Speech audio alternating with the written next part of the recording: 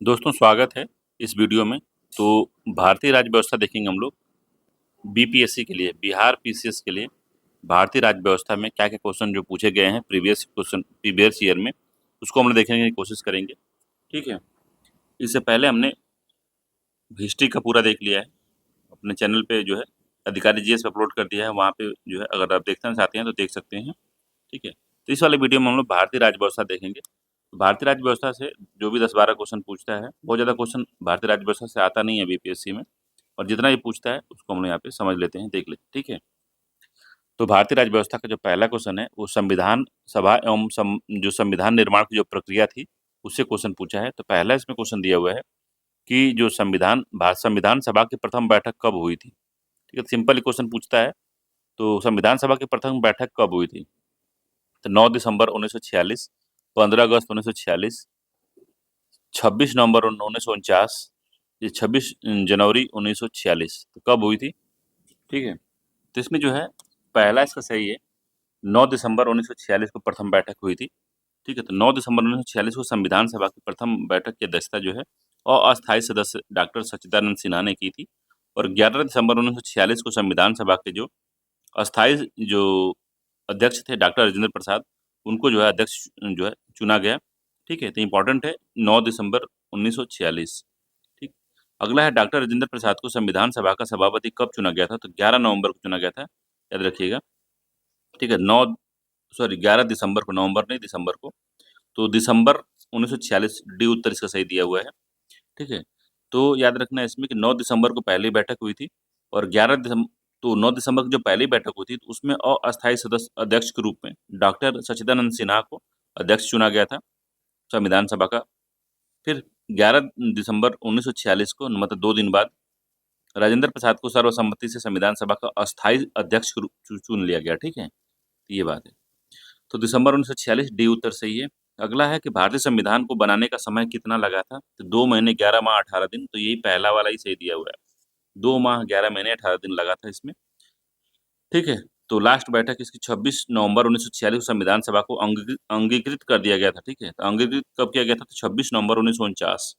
ठीक है, इंपॉर्टेंट है, याद रखना है इसको। तो भारतीय संविधान सभा को अंगी कब अंगीकृत किया गया था? 26 नवंबर 1949 को अंगीकृत किया गया था, ये उत्तर इसका ठीक है। ठीक है, तो भारतीय संविधान के निर्माण और अंगीकृत होने का तक की संविधान सभा में कुल जो है 2 वर्ष। देखिए, जो भारतीय संविधान का निर्माण है, जिस दिन शुरू हुआ 9 दिसंबर को, वहाँ से लेके और 26 नवंबर के बीच में जितना समय लगा, उसी को हम कहते हैं भारतीय संविधान के निर्माण का समय। तो वो समय था 2 वर्ष 11 माह और 18 दिन लगा था। ठीक है, याद रखना है इसको। चौथा हो गया, 5वां देखते हैं हम लोग। चौथे में क्या था कि भारतीय संविधान की उद्देशिका प्रस्तावना में उल्लेख किया गया है कि 26 नवंबर 1949 को भारत के लोग संविधान को अंगीकृत कर रहे हैं, अधिनियमित कर रहे हैं और आत्मार्पित कर रहे हैं। संविधान को अपनाने, उसके पूर्ण होने तथा पारित होने की तिथि जो है 26 नवंबर 1949 को ही माना जाता है। इसी दिन नागरिकता अंतरकालीन अंतरकालीन संसद और अस्थायी संक्रमणकालीन उपबंध जो है लागू किए हुए। संविधान के शेष उपबंध जो है 26 जनवरी 1950 को प्रभावी हुए थे, और 26 जनवरी 1950 को ग्रहण कर लिया गया था सारा संविधान।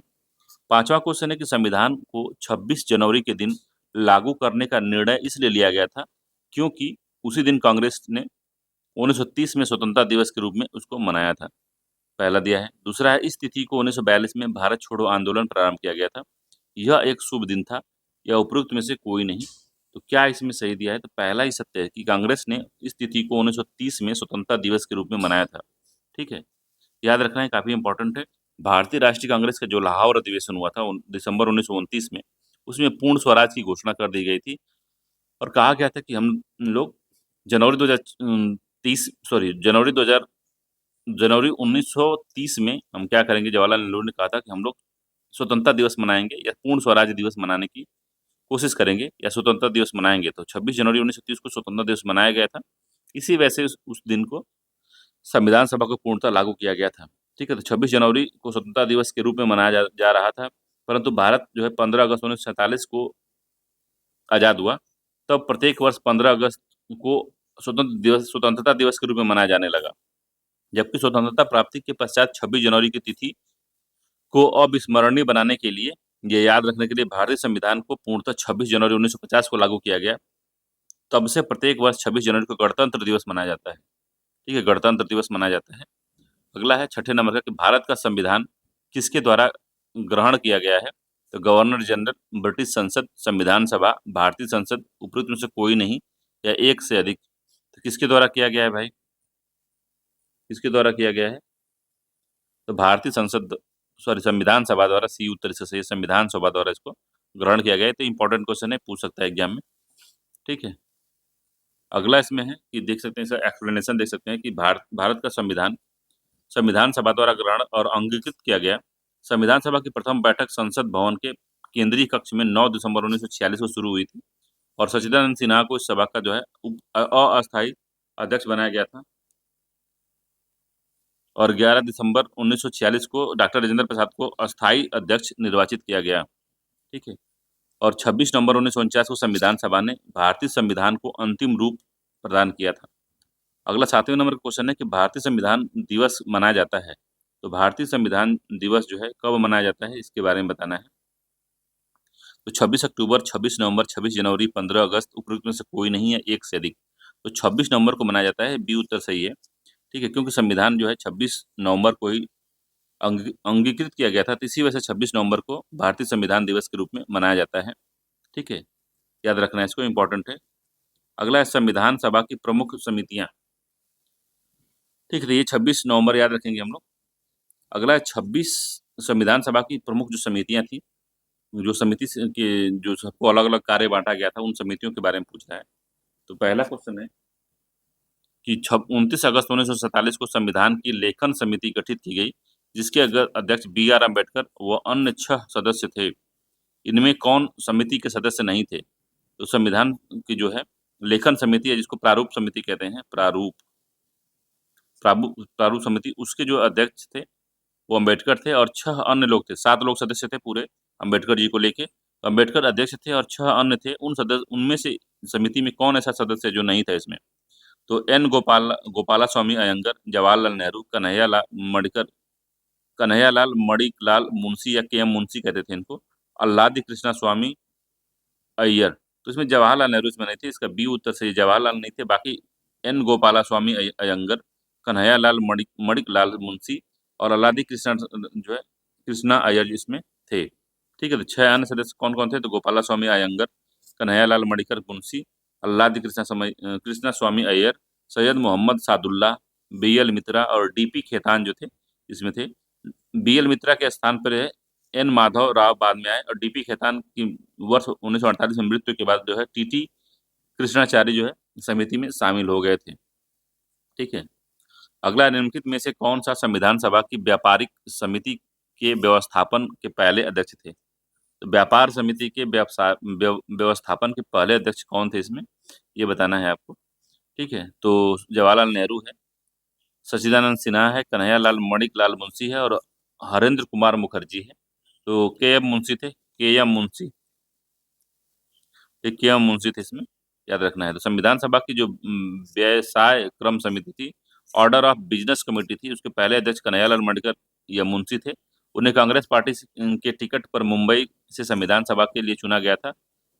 अतः दिए गए प्रश्न में संविधान सभा की व्यापार समिति का उल्लेख जो है होना त्रुटिपूर्ण है, याद रखना है।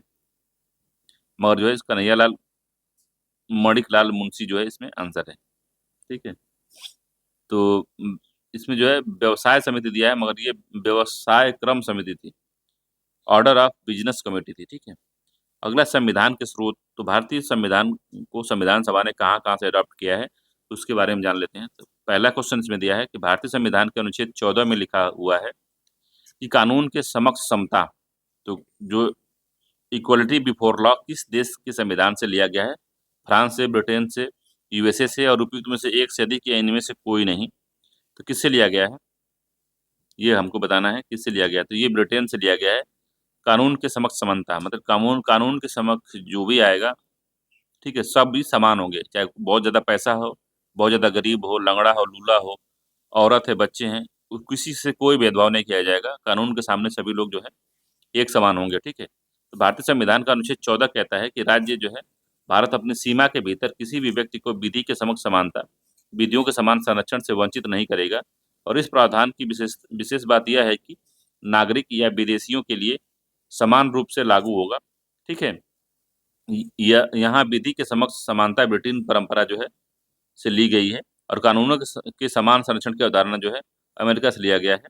ठीक है, तो इक्वलिटी बिफोर लॉ जो है कानूनों के समान संरक्षण की अवधारणा अमेरिका से लिया गया है, और कानून के समक्ष समानता इक्वालिटी बिफोर लॉ जो है कानून के समक्ष समता जो है ब्रिटेन से लिया गया है, और कानूनों का समान संरक्षण जो है अमेरिका से लिया गया है। तो इसमें बी उत्तर है इसका, याद रखना है। अगला, स्वतंत्रता, समानता और भ्रातृत्व की जो प्रेरणा है कहाँ से ली गई है, तो फ्रेंच क्रांति से ली गई है। बी उत्तर इसका सही है।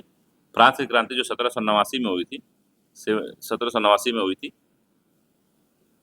क्रांति, जो निरंकुश राजतंत्र के विरुद्ध में प्रतिक्रिया के रूप में यह क्रांति हुई थी। इसमें स्वतंत्रता, समानता और भ्रातृत्व जो है इसी की देन है। ठीक है, अगला है तीसरा कि भारतीय संविधान में राज्य के नीति निदेशक सिद्धांत की अवधारणा किस देश से ली गई है, या किस देश के संविधान से ली गई है, तो डीपीएसपी जो है आयरलैंड से ली गई है। ये उत्तर सही है। इंग्लैंड से नहीं, स्विट्जरलैंड से नहीं, ऊपर कोई नहीं, ये गलत है। आयरलैंड से ली गई है, ए वाला उत्तर इसका सही दिया है। तो यहाँ पे देख लेते हैं किस देश से क्या लिया गया है, तो काफी डिटेल में इसको बताया गया है। बहुत इंपॉर्टेंट ये चार्ट है, इसको देख लेते हैं। तो देश या विशेषताएं, तो ब्रिटेन या इंग्लैंड से क्या लिया गया है, तो मंत्रिमंडलीय प्रणाली, विधायी प्रक्रिया और संसदीय विशेषाधिकार या विशेषाधिकार विधि का, संसदीय विशेषाधिकार विधि का शासन, एकल नागरिकता, संसदीय समानता और प्रणाली, और द्विसदनीय प्रणाली। ठीक है, तो ये जो पूरी व्यवस्था है ब्रिटेन से ली गई है या इंग्लैंड से ली गई है। अगला आयरलैंड है, यहाँ से लिया गया है डीपीएसपी, राष्ट्रपति के निर्वाचन की पद्धति, राज्यसभा में कुछ सदस्यों को नामित किया जाना। ठीक है, संयुक्त राज्य अमेरिका से क्या लिया गया है, तो राष्ट्रपति का महाभियोग, उपराष्ट्रपति के का पद, सर्वोच्च न्यायालय या उच्च न्यायालय के न्यायाधीशों का हटाया जाना, मौलिक अधिकार, न्यायिक पुनरावलोकन, न्यायपालिका की स्वतंत्रता, उद्देशिका का विचार। ठीक है, कनाडा से क्या लिया गया भाई, तो सशक्त केंद्र के साथ व्यवस्था, केंद्र के में निहित अवशिष्ट शक्तियां, केंद्र द्वारा राज्यपालों की नियुक्ति, सर्वोच्च न्यायालय का परामर्शी न्याय निर्णयन। ठीक है, ऑस्ट्रेलिया से क्या लिया गया, तो समवर्ती सूची, संसद के दोनों सदनों की संयुक्त बैठक जो अनुच्छेद 108 में है, व्यापार और वाणिज्य के और समागम की स्वतंत्रता ऑस्ट्रेलिया से ली गई है। देखिए डिटेल में पूरा दिया गया है, इसको अच्छे से याद रख लेना है। सोवियत संघ या वर्तमान रूस से हमको मौलिक कर्तव्य, प्रस्तावना में अभिव्यक्ति जो सामाजिक है उसको, आर्थिक और राजनीतिक न्याय जो लिया गया है वो कहाँ से लिया गया है, तो प्रस्तावना में अभिव्यक्त सामाजिक, आर्थिक और राजनीतिक न्याय की अवधारणा जो है सोवियत संघ से ली गई है। फ्रांस से लिया गया प्रस्तावना में समानता, स्वतंत्रता और बंधुता का आदर्श, गणराज्य की अवधारणा जो है फ्रांस से ली गई है। जर्मनी से आपातकाल के दौरान मौलिक अधिकारों का निलंबन, संघ की आपातकालीन शक्तियां जो है ली गई। दक्षिण अफ्रीका से राज्यसभा के सदस्यों का निर्वाचन, संविधान संशोधन की व्यवस्था जो है दक्षिण अफ्रीका से लिया गया है। और जापान से विधि द्वारा स्थापित प्रक्रिया की अवधारणा जो है जापान से ली गई है। ठीक है, चौथा इसमें दिया है कि भारतीय संविधान में मौलिक अधिकारों के विचार का संदर्भ जो है किस देश से लिया गया है, तो ये हमारा जो है पूरा ये हो गया है। तो यहाँ पे आप देखेंगे तो किस देश से क्या विशेषता ली गई है, इसको एक बार देख लीजिएगा। तो यहीं से, इससे बाहर नहीं पूछेगा, याद रखिएगा। बहुत ही महत्वपूर्ण चार्ट ये दिया हुआ है। ठीक है, 4 नंबर का है कि भारतीय संविधान में मौलिक अधिकारों के विचार का जो संदर्भ किस देश से लिया गया है, तो मौलिक अधिकार, फंडामेंटल राइट जो है कहाँ से लिया गया है, तो 4 ऑप्शन दिए हुए हैं। कनाडा है, आयरलैंड है, संयुक्त राज्य अमेरिका है और यूनाइटेड किंगडम है। ठीक है, तो हमने देखा था ऊपरी चार्ट में कि संयुक्त राज्य अमेरिका से हमने मौलिक अधिकारों का विचार जो है लिया है। सी वाला उत्तर इसका सही दिया है। ठीक है, तो व्याख्या देख सकते हैं आप। अगला क्वेश्चन है 5 नंबर का कि भारतीय संविधान के भाग 4 में राज्य के नीति निर्देशक सिद्धांत वर्णित है।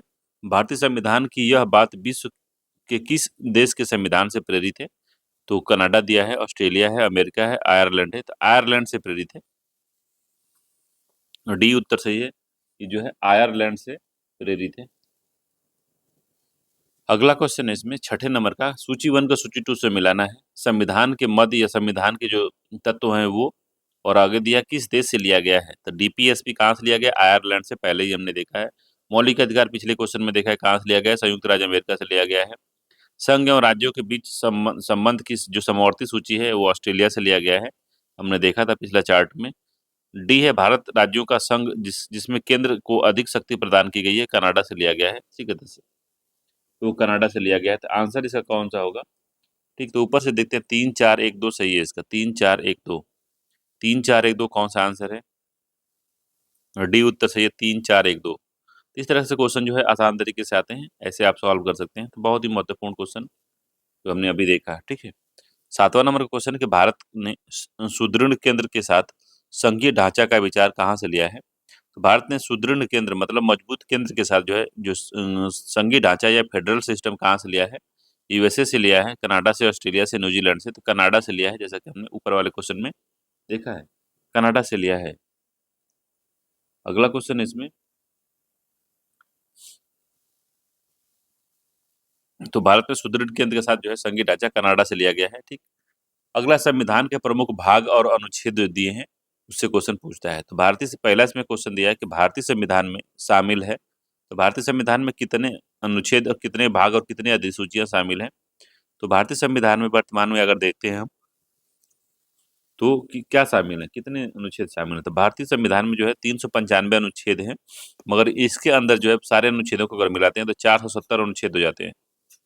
470 के आसपास जो अनुच्छेद हमको मिलते हैं, मगर वो सब क्लॉज में दिए हुए हैं, ठीक है। जैसे मान लीजिए 14A है, ठीक है, 14A, 21A, इस तरह सब क्लॉज में दिए हुए हैं। तो इसका पहला उत्तर सही है कि 395 अनुच्छेद हैं मुख्यतः, 22 भाग हैं और 12 अनुसूचियां इसमें भारतीय संविधान में दी गई हैं। तो एक्सप्लेनेशन में अगर इसको देखते हैं हम लोग, तो क्या दिया है? तो भारतीय संविधान में 470 से अधिक अनुच्छेद हैं, परंतु यह सभी मूल अनुच्छेदों के साथ उपखंड में है या सब पार्ट में है उसके, ठीक है, क ख ग की श्रेणी में है, आदि के रूप में जुड़े हुए हैं। संविधान के मूल पाठ में 22 भाग, 395 अनुच्छेद और 8 अनुसूचियां थी। संशोधन के द्वारा कुछ अन्य जो है अनुच्छेद जोड़े गए हैं, साथ में जो अनुसूचियां हैं उनकी संख्या बढ़ा के 8 से 12 कर दी गई है, ठीक है। अगला है भारतीय संविधान में क्या है? तो 400 से अधिक अनुच्छेद हैं। इस क्वेश्चन के हिसाब से जो है इसका सी उत्तर जो है सही होगा, 400 से जो अधिक अनुच्छेद इसमें हैं भारतीय संविधान में, जैसे ऊपर हमने देखा है। अगला, भारतीय संविधान में वर्तमान में शामिल है कितनी कितने अनुच्छेद शामिल हैं? तो 444, इसको शायद 2005 में 444 रहा होगा और अभी तो 470 है, तो इसका बी वाला आंसर जो है उस समय के अनुसार सही रहा होगा। और अब वर्तमान अनुच्छेद हिसाब से देखें तो स्टार इसमें लगा देंगे, ठीक है। 4 नंबर क्वेश्चन है कि संविधान के किस प्रावधान के द्वारा अस्पृश्यता का उन्मूलन किया गया है? तो अस्पृश्यता का उन्मूलन अनुच्छेद 14 में नहीं है, 21 में नहीं है, 17 में है, 19 में नहीं है, ठीक है। तो इसका सी उत्तर सही है। अस्पृश्यता का जो उन्मूलन है अनुच्छेद 17 द्वारा जो है हटाया गया है उसको। इस अनुच्छेद में कहा गया कि अस्पृश्यता का अंत किया जाता है और उसकी किसी भी रूप में आचरण निषिद्ध किया जाता है, और अस्पृश्यता से उपजी किसी भी निर्योग्यता को लागू करना अपराध होगा, जो विधि के अनुसार जो है दंडनीय, ठीक है। 5वें नंबर का क्वेश्चन कह रहा है कि भारतीय संविधान का कौन सा अनुच्छेद संवैधानिक प्रावधानों की संघीय संसद और राज्य विधान पालिकाओं द्वारा बनाए गए नियमों और कानूनों द्वारा प्राथमिकता प्राप्त है? ठीक है, तो भारतीय संविधान का कौन सा ऐसा अनुच्छेद है जिसको प्राथमिकता मिली है, जो संसद से और जो राज्य विधानसभा द्वारा बनाए गए जो कानून है उनको? तो किसमें? तो आर्टिकल 13 है, 32 है, 245 है और 226 है। तो आर्टिकल 13 को जो है प्राथमिकता प्राप्त है इसमें। तो संविधान के अनुच्छेद 13 में यह प्रावधान है कि राज्य कोई ऐसा कानून नहीं बनाएगा जो भाग 3 में प्रदत्त मौलिक अधिकारों को छीनता है या न्यून करता है या छोटा करता है। यदि कोई कानून मौलिक अधिकारों के उल्लंघन में बनाया गया है, तो वह कानून उल्लंघन की मात्रा तक जो है, जितना उल्लंघन कर रहा है उतना शून्य होगा। अनुच्छेद 32 जो है क्या है? संवैधानिक उपचारों का अधिकार है। अनुच्छेद 245 संसद और राज्यों के विधान मंडलों द्वारा बनाई गई विधियों का विस्तार है। अनुच्छेद 226 के अनुसार जो है लोकसभा और विधानसभा के निर्वाचित वयस्क मताधिकार के आधार पर होगा, ये बात बोली गई है। 6ठे नंबर का क्वेश्चन कह रहा है कि भारतीय संविधान का अनुच्छेद जो 300 है किससे संबंधित है? तो भारतीय संविधान का अनुच्छेद 300 जो है वो किससे संबंधित है? तो मुकदमे तथा कार्यवाही से, सरकारी ठेके से, महान्यायवादी से, व्यापार एवं वाणिज्य पर प्रतिबंध से, उपरोक्तों से कोई नहीं है, एक से अधिक। तो मुकदमे एवं कार्यवाही से संबंधित है, इसका ए उत्तर सही है। भारतीय संविधान का अनुच्छेद 300 के अंतर्गत मुकदमे या वाद और कार्यवाहियों का उल्लेख है, अनुच्छेद 302 में व्यापार, वाणिज्य और समागम पर निर्बंधन अधिरोपित करने की संसद की जो शक्ति है वो है, और 76 में भारत का महान्यायवादी के बारे में बात की गई है।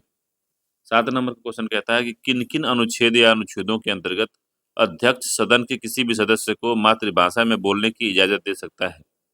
तो अध्यक्ष जो है मातृभाषा में बोलने की इजाज़त दे सकता है। ये अनुच्छेद 120 ए में ये बात दी गई है। सी उत्तर इसका सही है, इम्पोर्टेंट क्वेश्चन है। ठीक है। अनुच्छेद 120 1 में ये बात कही गई है कि भारतीय संविधान के अनुच्छेद 120 1 के अनुसार राज्यसभा का सभापति या लोकसभा का अध्यक्ष जो है, उस रूप में कार्य करने वाले व्यक्ति किसी सदस्य को जो हिंदी में या अंग्रेजी में या पर्याप्त अभिव्यक्ति नहीं कर सकता, तो अपनी मातृभाषा में वो संबोधित कर सकता है। ये बात जो है इसमें बताई गई है। अगला है अनुसूचियाँ, ठीक है? तो अनुसूचियाँ से क्या-क्या क्वेश्चन पूछता है उसको हम लोग पहले समझते हैं।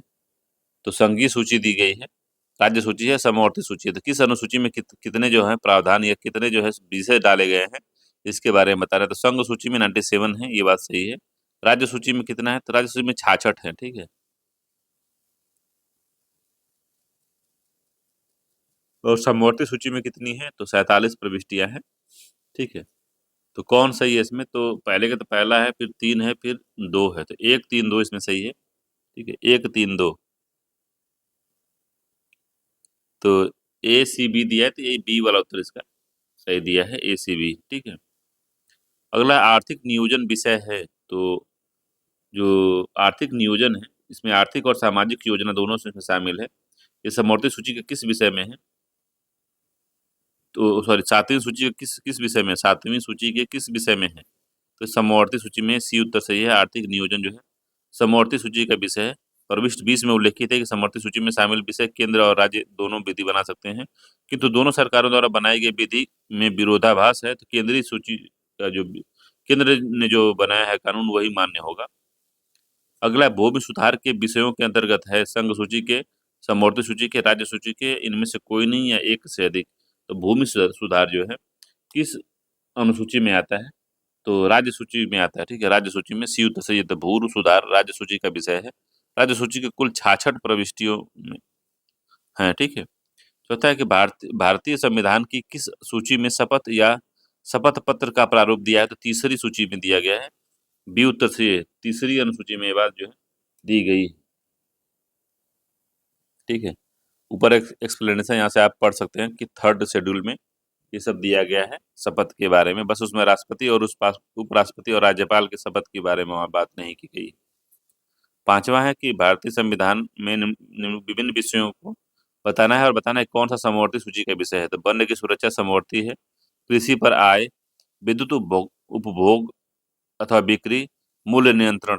तो कौन सा जो है इसमें समवर्ती सूची का विषय है? राज्य और जो है दोनों कानून बना सकते हैं। तो पहला जो है वन्य और की सुरक्षा जो है आपका ये जो है समवर्ती सूची का विषय है, और कृषि पर आय जो है समवर्ती का नहीं है, विद्युत उपभोग पर बिक्री कर भी नहीं है, मूल्य नियंत्रण जो है समवर्ती सूची का विषय है।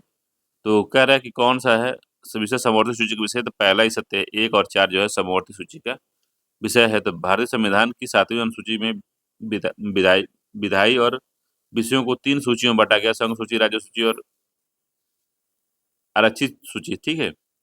तो समवर्ती सूची के विषय में संसद तथा राज्य विधानमंडल दोनों कानून बना सकते हैं। हालाँकि समवर्ती सूची के विषय पर दोनों में टकराव होता है तो संसद का जो है मान्य होगा। पहला इसमें है कि जीव-जंतु है, जो वह जीव-जंतु और पक्षियों के संरक्षण समवर्ती सूची के प्रविष्टि 17 बी में रखा गया है। कृषि पर आय राज्य सूची के प्रविष्टि 46 पर है। विद्युत के उपभोग अथवा बिक्री कर राज्य सूची में प्रविष्टि 35 पे है। मूल्य नियंत्रण समवर्ती सूची का विषय है, प्रविष्टि 34। अतः विकल्पानुसार जो है इसमें समवर्ती सूची के में आने वाले विषय केवल एक है, वन्य जीव की सुरक्षा, और चौथा है मूल्य नियंत्रण, ठीक है? 1, 4 इसमें सही दिया गया है। 6वां निम्नलिखित में से कौन सा विषय समवर्ती सूची में है? कृषि है, शिक्षा है, पुलिस है, रक्षा है। तो कौन सा समवर्ती सूची का विषय है ये आपको बताना है। तो जो शिक्षा है समवर्ती सूची का विषय है, बी उत्तर सही है इसका। तो भारतीय संविधान में जो संघीय ढांचे को मजबूत प्रदान करने के लिए विषयों को केंद्र और राज्यों में बाँटा गया है, ठीक है? निश्चित किया गया है, और उन्हें महत्व के आधार पर संघ सूची द्वारा बच इन्हें इस महत्व के आधार पर संघ सूची और राज्य सूची एवं समवर्ती सूची में विभाजित किया गया है और शिक्षा प्रारंभ में राज्य सूची में शामिल थी। ठीक है, किंतु संघ व राज्य दोनों के लिए इसके समान महत्व को देखते हुए 42वें संविधान संशोधन अधिनियम द्वारा इसको समवर्ती सूची में डाल दिया गया है। ठीक है, याद रखेंगे, समवर्ती सूची में इसमें डाल दिया गया है। 7वां नंबर क्वेश्चन कह रहा है कि निम्नलिखित में से क्या संविधान की 11वीं अनुसूची में शामिल है? तो 11वीं अनुसूची शामिल नहीं है। निम्नलिखित में से क्या संविधान की 11वीं अनुसूची शामिल नहीं है? तो पुस्तकालय है, ईंधन और चारा है, ग्रामीण खेल है, तकनीकी प्रशिक्षण है। उपरोक्त में से कोई नहीं है, एक से अधिक। तो ये जो है हमारे पंचायती राज के बारे में बात कर रहा है, तो इसमें ग्रामीण खेल नहीं शामिल है। सी उत्तर से ग्रामीण खेल इसमें शामिल नहीं है। तो संविधान की 11वीं अनुसूची में पंचायतों का उल्लेख है, जिसमें 29 विषय हैं। इसमें पुस्तकालय है, ईंधन, चारा, तकनीक प्रशिक्षण, व्यावसायिक शिक्षा, पेयजल, ग्रामीण आवासन, लघु वन उपज, मत्स्य उद्योग, ये सब शामिल है। इसमें जो है आपको ग्रामीण खेल नहीं दिखेगा। अगला है कि अनुसूची 11वीं के द्वारा पंचायती राज संस्थाओं को कितने विषयों में नियंत्रित करना है? तो 29 विषयों में रखना है। ए उत्तर से 29 विषय। जानवरों के प्रति क्रूरता की रोकथाम को भारतीय संविधान की किस सूची में रखा गया है? तो केंद्र सूची, राज्य सूची, समवर्ती सूची, उद्देशिका, वृत्त से कोई नहीं। तो जानवरों की के प्रति क्रूरता, प्रिवेंशन ऑफ क्रूअलिटी टू एनिमल संविधान की 7वीं अनुसूची की समवर्ती सूची में है। ठीक है, तो समवर्ती सूची में सी उत्तर से समवर्ती सूची में है। अगला है निम्नलिखित में से कौन सा युग्म सुमेलित नहीं है? तो कौन सा सुमेलित नहीं है इसमें? तो राज्यसभा में सीटों का आवंटन 4थी अनुसूची, यही सुमेलित नहीं है, 3री अनुसूची में है। 4थी अनुसूची, अच्छा 4थी है। शपथ का प्रारूप 3री अनुसूची में सही है। अनुसूचित क्षेत्रों का प्रशासन 6ठी अनुसूची में है। संघ सूची 7वीं अनुसूची में है। तो कौन सा जो है सही दिया है, कौन सा सही नहीं है 10वें का, यही बताना है। ठीक है, तो इसका सी वाला गड़बड़ है कि अनुसूचित क्षेत्रों का प्रशासन जो 6ठी अनुसूची में नहीं है। ठीक है, तो याद रखना है, वही गलत है, सी वाला। तो अनुसूचित क्षेत्रों एवं अनुसूचित जनजातियों के प्रशासन नियंत्रण से संबंधित प्रावधान 5वीं अनुसूची में है, न कि 6ठी में है। तो 6ठी अनुसूची में असम, मेघालय, त्रिपुरा, मिजोरम राज्य को राजनीतिक राज्यों को जनजाति क्षेत्रों के प्रशासन में से संबंधित है, न कि समान अनुसूचित क्षेत्र से। तो इसमें असम, मेघालय, त्रिपुरा, मिजोरम राज्यों को जनजाति क्षेत्रों के प्रशासन से संबंधित है, न कि समान अनुसूचित क्षेत्रों से। 11 नंबर क्वेश्चन है कि भारतीय संविधान की निम्नलिखित अनुसूचियों में से किसमें राज्यों की परिषद में सीटों का आवंटन का प्रावधान जो है समाविष्ट किया गया है? तो 11वें का आंसर कौन सा है, इसको बताना है। तो 11वें का आंसर डी है, 4थी में। ठीक है, तो राज्यों की परिषद सीटों के आवंटन का प्रावधान जो कि समष्टि में, तो 14 समाविष्ट में है, 4थी में। भारतीय संविधान की 4थी अनुसूची में राज्यों एवं केंद्र शासित प्रदेशों के लिए राज्यसभा में सदस्यों की संख्या अर्थात सीटों के आवंटन के बारे में बात की गई है। और अनुच्छेद जो है 22 भागों में विभाजित है। इसमें जो है 470 अनुच्छेद हैं और 12 अनुसूचियां हैं। ठीक है, 12वां 5वीं अनुसूची किस विशिष्ट समूह के लोगों के प्रशासन के हितों की रक्षा के लिए है? तो भाषाई, अल्पसंख्यक, धार्मिक, अनुसूचित जाति, अनुसूचित जनजाति। तो 5वीं में अनुसूचित और अनुसूचित जनजाति के लोगों के प्रशासन के हितों के बारे में बात की गई है। ठीक है, तो 12वें का जो है अनुसूचित जनजाति के बारे में ज्यादा बात की गई है, डी उत्तर सही है। तो 5वीं अनुसूची में अनुसूचित जनजातियों के लोगों के शासन के हितों के बारे में उसको संरक्षित करना है, इसी के बारे में बात की गई है। ठीक है, तो बी है इसमें अनुसूचित जाति। 13वां भारतीय संविधान की निम्नलिखित में से किस अनुसूची में दल विरोधी कानून या अधिनियम के प्रावधान जो है किए गए हैं? तो दल बदल के 5वीं है, द्वितीय है, 8वीं है, 10वीं है। तो 10वीं अनुसूची में बात की गई है। 52वां अनुसंधान संविधान संशोधन 1985 द्वारा 10वीं अनुसूची के तहत जो है दल बदल आधार पर निर्भरता के बारे में बात की गई है। अगला है भारतीय संविधान की 10वीं अनुसूची का संबंध है तो दल बदल प्रतिरोधी कानून से। ठीक है, विधायन से, ये उत्तर सही है। भारतीय संविधान की 10वीं अनुसूची का ढांचा का संबंध भारतीय संविधान की 10वीं अनुसूची का संबंध किससे है? तो भारत की राष्ट्रीय भाषा से है, अनुसूचित जनजाति और अनुसूचित जनजाति के क्षेत्रों के प्रशासन से, न्यायिक पुनरावलोकन से और दल बदल से। तो डी उत्तर से दल बदल कानून से संबंधित है। ठीक है, तो उद्देशिका देख लेते हैं हम लोग। तो पहला क्वेश्चन है उद्देशिका में प्रियम्बल जिसको कहते हैं, भारतीय संविधान की उद्देशिका। तो पहला क्वेश्चन है कि भारतीय संविधान की प्रस्तावना के सिलसिले में निम्नलिखित में से कौन सा क्रम सही है? तो कौन सा क्रम जो है सही है? गणतंत्र, जनवादी, धर्मनिरपेक्ष, समाजवादी, सार्वभौम। ठीक है, सार्वभौम है, सत्ता संपन्न है। दूसरा दिया है इसमें कि सार्वभौम सत्ता संपन्न समाजवादी जनवादी धर्मनिरपेक्ष गणराज्य। ठीक। अगला इसमें है कि सार्वभौम सत्ता संपन्न जनवादी धर्मनिरपेक्ष समाजवादी गणतंत्र और सार्वभौम सत्ता संपन्न समाजवादी धर्मनिरपेक्ष जनवादी गणतंत्र। क्या इसमें सही है? तो इसका डी वाला सही है कि सार्वभौम सत्ता संपन्न समाजवादी धर्मनिरपेक्ष जनवादी गणतंत्र। ठीक है, तो प्रश्न में दिए गए जो सबसे डी वाला उत्तर है वही सही है इसमें। ठीक है, तो इसमें जो है 42वें संविधान संशोधन द्वारा जोड़े गए कौन सा शब्द? धर्मनिरपेक्ष या पंथ निरपेक्ष समाजवादी शब्द जो है, समाजवादी धर्मनिरपेक्ष शब्द जो है कब जोड़े गए? तो 42वें संविधान संशोधन में जोड़े गए, ये मूल संविधान में नहीं थे। तो इसका जो है जो सही क्रम है सार्वभौम सत्ता संपन्न समाजवादी धर्मनिरपेक्ष या पंथ निरपेक्ष जनवादी गणतंत्र जो है, ये बात है इसमें। ठीक है, दूसरा है इसमें कि भारत के संविधान की प्रस्तावना में निम्नलिखित में से किस एक को पहले मुख्य रूप से सम्मिलित नहीं किया गया था? तो स्वतंत्रता और समानता को किया गया था धर्मनिरपेक्ष और प्रजातंत्र। ठीक है,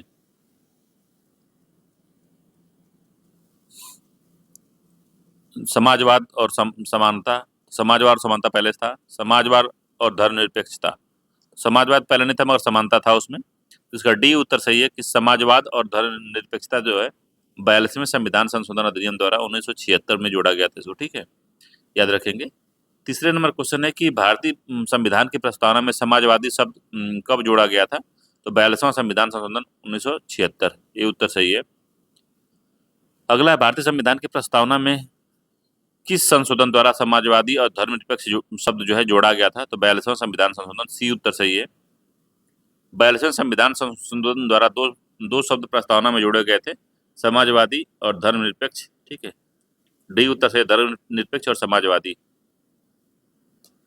अगला इसमें 7वें नंबर क्वेश्चन है कि भारत में लौकिक सार्वभौमिकता है क्योंकि संविधान की प्रस्तावना आरंभ होती है प्रजातांत्रिक शब्दों से, जनता के जनतंत्र शब्दों से, जनता के लोकतंत्र शब्दों से और हम भारत के लोक शब्दों से। तो हम भारत के लोक शब्दों से शुरू होती है, डी उत्तर इसका सही है। तो भारतीय संविधान की जो प्रस्तावना है हम भारत के लोक शब्द से शुरू होती है। अतः भारत में जो है लौकिक सार्वभौमिकता, इसका अर्थ है जनता सर्वशक्तिमान है और किसी बाह्य सत्ता के अधीन नहीं है। ठीक है, अगला है निम्नलिखित शब्दों पर विचार करना और सही शब्दों का विचारानुक्रम लिखना है। तो जिस तरह से जो है क्रम दिया हुआ है कि हम भारत के लोग भारत को एक संपूर्ण जो है सत्ता संपन्न गणतांत्रिक लोकतांत्रिक राज्य बनाने की ओर, उस तरह के जो है तो कौन शब्द पहले आता है कौन शब्द बाद में आता है, उसी पे जो है ये बात कर रहा है। ठीक है, 8वें नंबर का जो है तो भारतीय संविधान की जो प्रस्तावना है उसमें जो है प्रभुत्व संपन्न सबसे पहले आता है, फिर समाजवादी पंथ निरपेक्ष लोकतांत्रिक गणराज्य जो है घोषित किया गया है। सबसे पहले क्या आएगा आपका? तो प्रभुत्व संपन्न, मतलब कि प्रभुत्व संपन्न समाजवादी आएगा। ठीक है, तो ये पहले हो जाएगा। ठीक है, समाजवादी। सार्वभौम, ये जो सी सबसे पहले आएगा, सार्वभौम सी सबसे पहले आएगा। प्रभुत्व संपन्न या सार्वभौम, तो हम भारत के लोग। ठीक है, तो सी सबसे पहले आएगा। फिर उसके बाद आएगा आपका समाजवादी। ठीक है, ए आएगा। पंथ निरपेक्ष या धर्मनिरपेक्ष, तो डी आएगा। फिर जाके आप प्रजातांत्रिक आता है, डी। ठीक है, बी आता है, तो CADB इसका आएगा, CADB यानी ए उत्तर। ठीक है, CADB यानी ए वाला उत्तर जो है सही दिया है। अगला निम्नलिखित में से कौन सा भारतवर्ष को एक धर्मनिरपेक्ष राज्य के रूप में वर्णित करता है?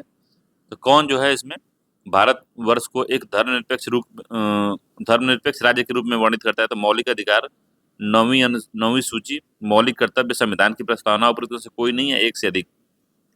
धर्मनिरपेक्ष जो घोषित करता है वो डी है, भारतीय संविधान की प्रस्तावना। ठीक है, डी उत्तर सही है इसकी। भारतीय संविधान की प्रस्तावना जो है भारत को एक संपूर्ण प्रभुत्व संपन्न समाजवादी और धर्मनिरपेक्ष, जिसको पंथ निरपेक्ष भी कहते हैं, लोकतांत्रिक गणराज्य है।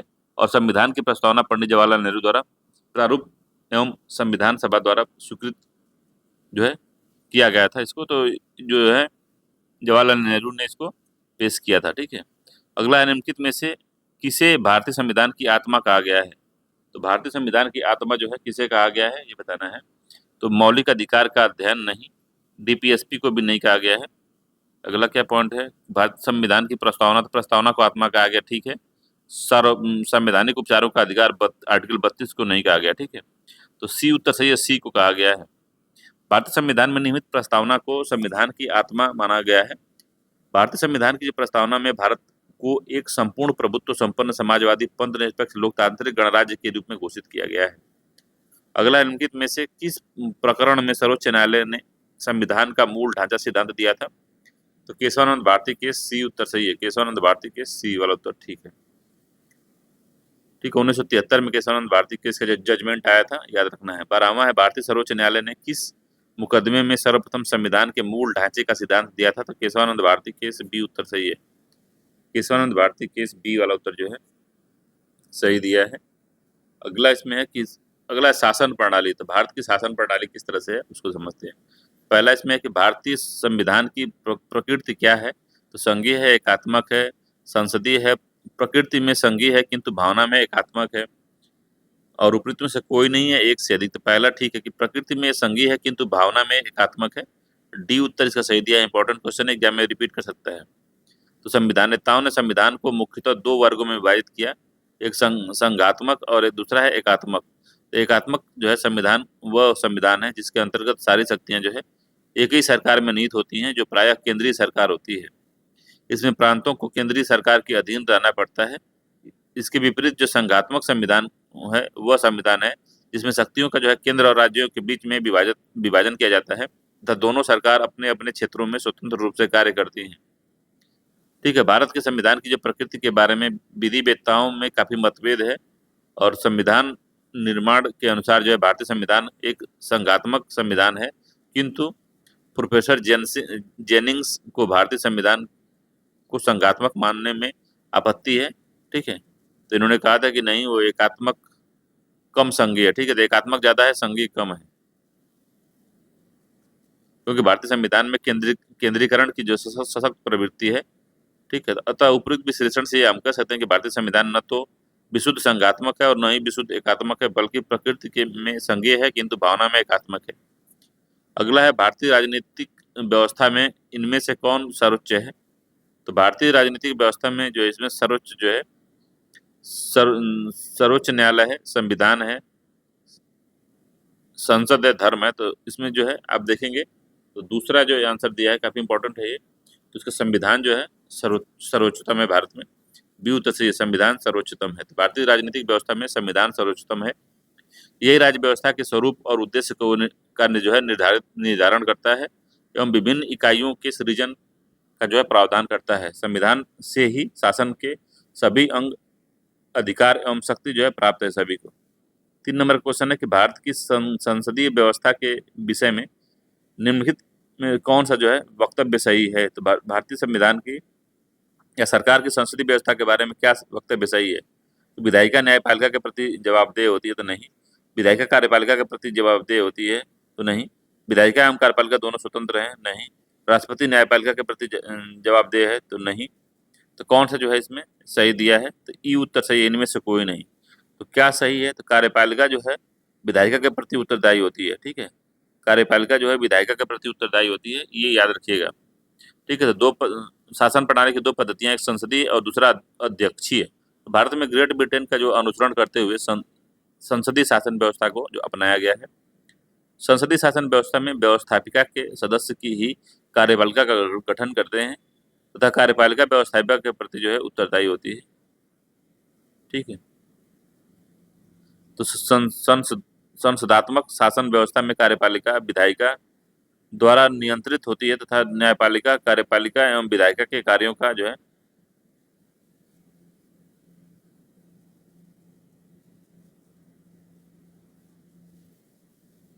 ठीक है, तो क्या होता है, कार्यपालिका जो है विधायिका के प्रति जिम्मेदार होती है या जवाबदेह होती है, ये याद रखना है।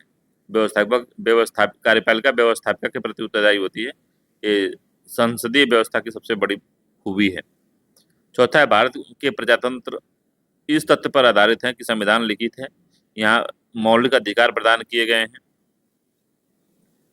जनता को सरकार को चुनने तथा बदलने का अधिकार है, यहाँ डीपीएसपी है। तो प्रजातंत्र का आशय होता है कि जनता द्वारा जो है जनता के लिए और जनता की सरकार जो है चुनी जाए, अर्थात लोगों को सरकार चुनने और बदलने का अधिकार होता है। तो भारत में प्रजातंत्र का यही आशय है। इसका ए उत्तर सही है, जनता को सरकार को चुनने तथा बदलने का जो है अधिकार प्राप्त है।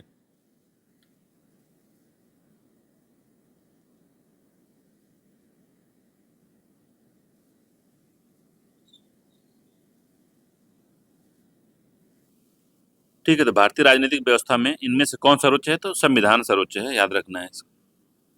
ठीक, ये हो गया यहाँ पे। अगला है, प्रजातंत्र का आशय है कि जनता द्वारा जनता के लिए जनता की सरकार अर्थात लोगों को सरकार चुनने या बदलने का अधिकार होता है, और भारत में भी प्रजातंत्र का यही आशय है। ठीक है, अगला रूल ऑफ लॉ या विधि का नियम या कानून का अधिराज्य का मतलब क्या होता है? तो सभी के लिए एक कानून और सभी के लिए एक न्यायतंत्र। ठीक है, सभी के लिए एक कानून और सभी के लिए एक राज्य, सभी के लिए एक राज्य और सभी के लिए एक न्यायतंत्र, सभी के लिए एक के लिए सभी कानून और सभी के लिए एक न्यायतंत्र। तो इसका जो है पश्चिमी का जो है आपको पहला ही सत्य है कि सभी के लिए एक कानून और सभी के लिए एक न्यायतंत्र। ठीक है, तो विधि का नियम यही है। ठीक है, तो रूल ऑफ लॉ जो है इसी को कहते हैं। तो रूल ऑफ लॉ कहता है कि सभी के लिए समान कानून है, चाहे वो लंगड़ा हो, लूला हो, वृद्ध हो, अमीर हो, गरीब हो, कोई भेदभाव हम नहीं करेंगे। रूल ऑफ लॉ कहता है। ठीक, याद रखना है, आर्टिकल 14 में इसके बारे में बात की गई है। अगला कि भारतीय प्रशासन में विभाजन प्रणाली किससे संबंधित है? तो लेखा परीक्षा, लेखा, केंद्र राज्य न्यायपालिका कार्यान्वयन, नीति कार्यान्वयन, अखिल भारतीय सेवाएं और केंद्रीय सेवाएं, उपरोक्त में से कोई नहीं या एक से अधिक। तो क्या है ये? तो भारत में जो विभाजन प्रणाली है वो नीति और कार्यान्वयन में है। सी उत्तर सही है इसका। ठीक है, इसमें जो है सचिवालय नीति निर्माण करता है, जबकि कार्यान्वयन जो है निदेशालय द्वारा किया जाता है। तो सचिवालय क्या करता है? जो है निर्माण करता है नीति का, और जबकि जो कार्यान्वयन जो है निदेशालय द्वारा किया जाता है। ठीक है, सातवां है कि निम्नलिखित विशेषताओं में केंद्रीय शासन व्यवस्था या यूनिटरी फॉर्म ऑफ गवर्नमेंट के लिए कौन सही नहीं है? तो जो क्या सही नहीं है इसमें बताना है आपका। एकात्मक शासन व्यवस्था में तो त्वरित निर्णय होता है, ये तो होता है। ठीक है, लचीलापन होता है, बड़े देशों के लिए आदर्श, कानून की एकरूपता, उपयुक्त से कोई नहीं या एक से अधिक। तो कौन सा इसमें सही है? तो बड़े देशों के लिए आदर्श होता है। सी उत्तर सही है। तो बड़े देशों के लिए आदर्श शासन व्यवस्था यूनिटरी। ठीक है, तो केंद्रीय शासन व्यवस्था सरकार के एकात्मक स्वरूप के प्रमुख विशेषताओं में शामिल है।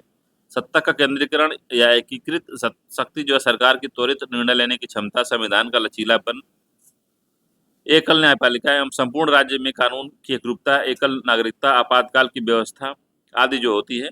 परंतु यहाँ आवश्यक नहीं है कि ऐसी व्यवस्था बड़े देश के लिए आदर्श हो। ठीक है, या बड़े देश के लिए संघीय व्यवस्था भी बेहतर कार्य कर सकती है। अतः अभिष्ट उत्तर इसका जो है सी है, एकात्मक के लिए बड़े देशों के लिए आदर्श नहीं है। ठीक है, ये बात है। तो कौन सा क्वेश्चन सही नहीं था इसके बारे में हमने बात की। इसमें से कौन सा जो है यूनिटरी का जो है उसके लिए सही नहीं है? तो बड़े देशों के लिए आदर्श जो है यूनिटरी व्यवस्था नहीं सही है, उसके लिए संघात्मक व्यवस्था ठीक है। आठवां है कि निम्नलिखित में से कौन सा कथन सत्य है? तो संयुक्त राज्य अमेरिका में सरकार की संघीय व्यवस्था है। तो सरकार की संघीय व्यवस्था नहीं है, संघीय व्यवस्था बताइए। तो कौन सा सत्य है? तो संयुक्त राज्य अमेरिका में सरकार की संघीय व्यवस्था है, तो पहला ही सत्य है, ए वाला। और दूसरा, भारत में सरकार की संघीय और एकात्मक फेडरल एंड यूनिटरी दोनों प्रकार की है, तो नहीं। फ्रांस में सरकार की संघीय प्रणाली तो नहीं है। पाकिस्तान में प्रधानमंत्री की नियुक्ति वहाँ की जनता के द्वारा किया जाता है, तो ये भी नहीं सही है इसमें। ए वाला उत्तर सिर्फ सही है, पहला वाला। एक्सप्लेनेशन यहाँ से आप देख सकते हैं। ठीक है, अगला इसमें एक राज्य एवं संघ राज्य क्षेत्र। तो राज्य और स्टेट और यूटी के बारे में पूछ रहा है। तो दिल्ली क्या है? तो दिल्ली एक केंद्र शासित प्रदेश है। ठीक है, बी उत्तर से दिल्ली एक केंद्र शासित प्रदेश है। अगला, सिक्किम भारत का एक राज्य बनाया गया है किस संविधान संशोधन द्वारा? तो 35वें संविधान संशोधन द्वारा इसका सी उत्तर सही है। 35वें संविधान संशोधन अधिनियम 1974 द्वारा सिक्किम को भारत में सहायक राज्य के रूप में शामिल किया गया था और 36वें संविधान संशोधन के माध्यम से 1975 में भारत में पूर्ण राज्य का दर्जा जो है इसको दे दिया गया था सिक्किम को। सिक्किम जो है पूर्ण राज्य है भारत का। ठीक, अगला, सिक्किम भारतीय संघ का पूर्ण हिस्सा कब बना है? तो भारतीय संघ का जो है पूर्ण हिस्सा जो सिक्किम बना है 1976 में बना है। ठीक है, तो ए वाला उत्तर इसका सही है, 1976 में बना है। सिक्किम भारतीय संघ का पूर्ण राज्य कब बना? तो पूर्ण राज्य जो है यूटी के रूप में 1975 में बना था सी, और राज्य के रूप में 1976 में बना है। तो कौन सा आंसर लगेगा? तो 36वें संविधान संशोधन 1975 में के तहत जो है सिक्किम भारत का 22वां राज्य बना है। तो ठीक है, तो सी उत्तर सही है इसका। ठीक है, सी वाला उत्तर सही है, सी वाला ही उत्तर सही है कि सिक्किम भारतीय संघ का पूर्ण राज्य जो बना है 1975 में बना है, याद रखेंगे इसको। अगला, बिहार को काटकर एक पृथक वनांचल राज्य बनाना संभव है।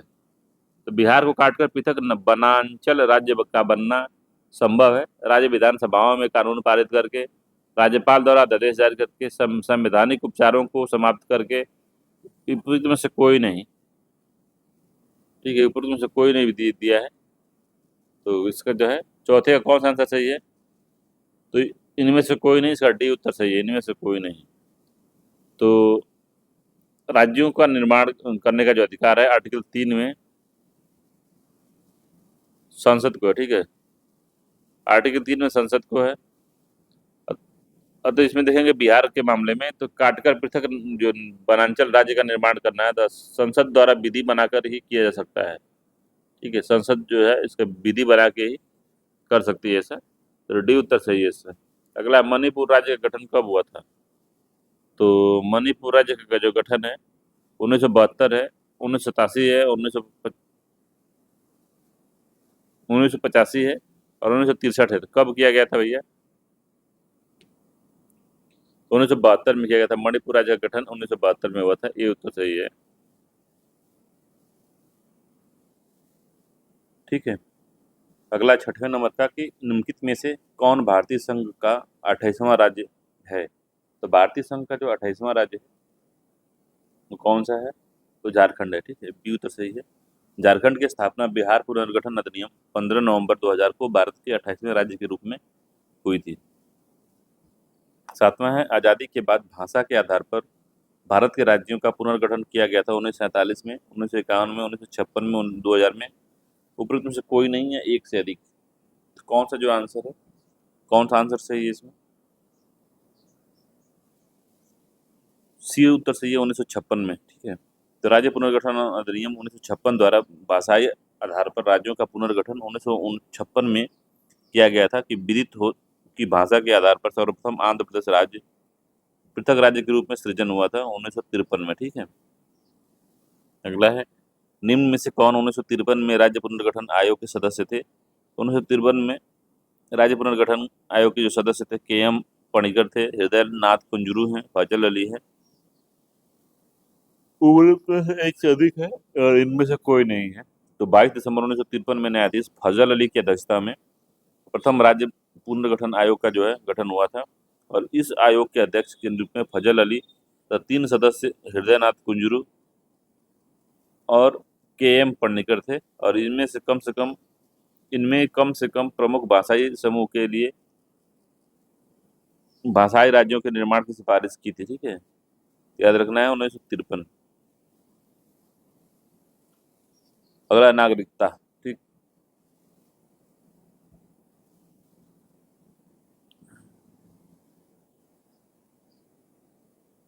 तो भारतीय नागरिकता नहीं प्राप्त की जा सकती। तो भारतीय नागरिकता की जो प्राप्ति है कैसे नहीं की जा सकती है? जन्म द्वारा प्राप्त की जा सकती है, देशीकरण द्वारा भी, किसी भूभाग के सम्मिलित होने पर भी, भारतीय बैंक में जमा करके, भारतीय बैंक में जमा करने से पैसा वो जो है नागरिकता प्राप्त नहीं कर सकता। तो डी उत्तर सही है। तो भारतीय नागरिक अधिनियम 1955 में भारतीय नागरिकता की निम्नलिखित तरीके से प्राप्त की जा सकती है। कैसे? जन्म से, रक्त संबंध या वंशानुक्रम से, रजिस्ट्रीकरण द्वारा, देशीकरण द्वारा, किसी भूभाग के भारत में सम्मिलित होने पर, भारतीय बैंक में जमा करना एक वाणिज्यिक व्यवहार है, यह नागरिकता प्राप्त करने का कोई तरीका नहीं है। नागरिकता संबंधी संशोधन कानून कब पारित हुआ था? तो 11 दिसंबर 2018, 11 दिसंबर 2019, ये 11 अक्टूबर 2019 और 11 अक्टूबर 2020।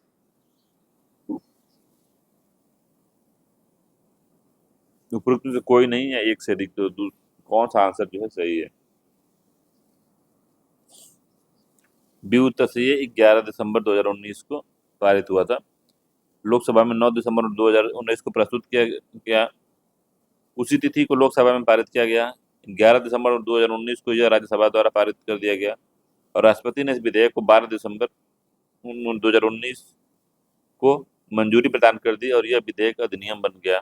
तो नागरिकता संशोधन अधिनियम 2019 के संबंध में 11 मार्च 2024 को अधिसूचित किया गया था। ठीक है, 11 मार्च 2024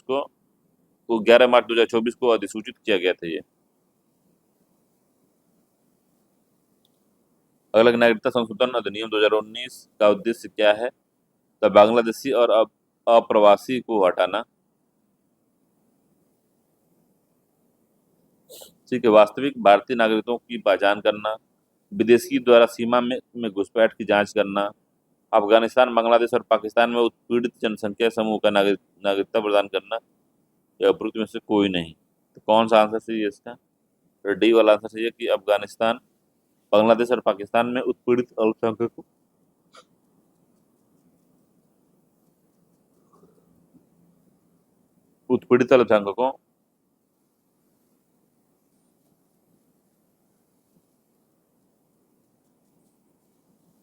समूह को नागरिकता प्रदान करना। ठीक है, तो इसका जो है डी वाला उत्तर सही है, तीसरे का डी उत्तर ठीक है।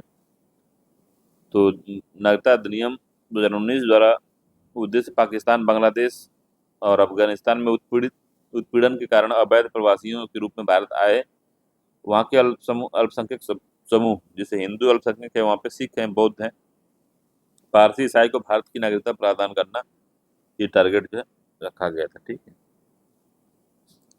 अगला है फंडामेंटल राइट या मूल अधिकार।